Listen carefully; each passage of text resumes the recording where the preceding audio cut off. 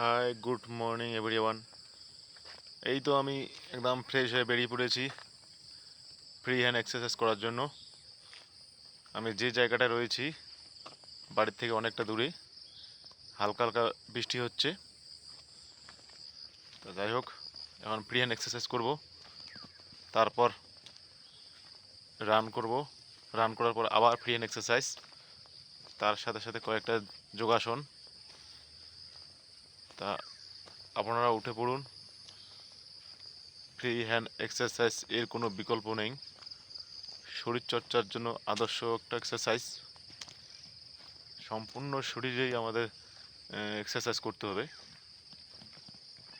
বেরিয়ে পড়ুন। খুব মনোরম পরিবেশ, স্নিগ্ধ পরিবেশ, একদম শান্ত প্রকৃতি।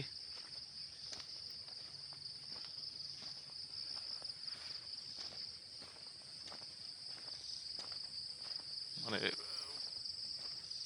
প্রাকৃতিক যে একদম টাটকা যে অক্সিজেন, সেটা আমি পাচ্ছি।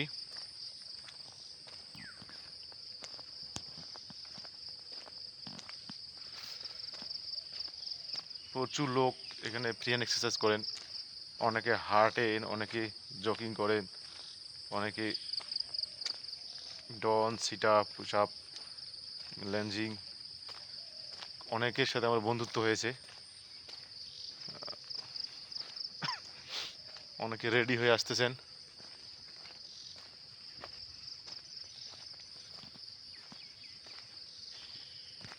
শরীরটাই মেন, স্বাস্থ্যই সম্পদ।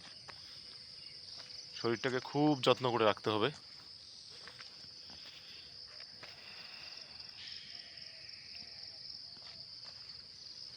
তার জন্য সময় ব্যয় করতে হবে, কঠোর মনসংযম।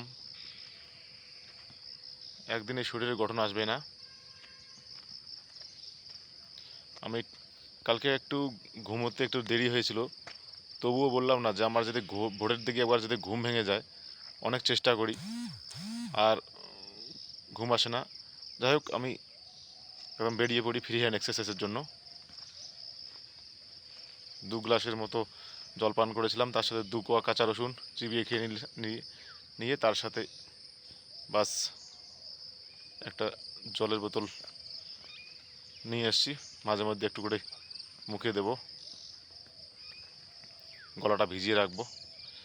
বাস, যখন এক্সারসাইজ করব, ঘাম আকারে আমার ভিতর থেকে যে রেচন পদার্থগুলো বেরিয়ে যাবে,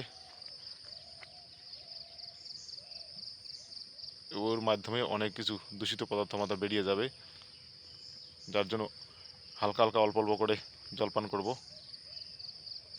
বাস, আপনারাও বেরিয়ে পড়ুন। Best of luck. সবার দিনটা যেন খুব ভালো কাটে, সুন্দর কাটে। ঈশ্বরের কাছে আমি এই কামনাই প্রার্থনায় রাখবো।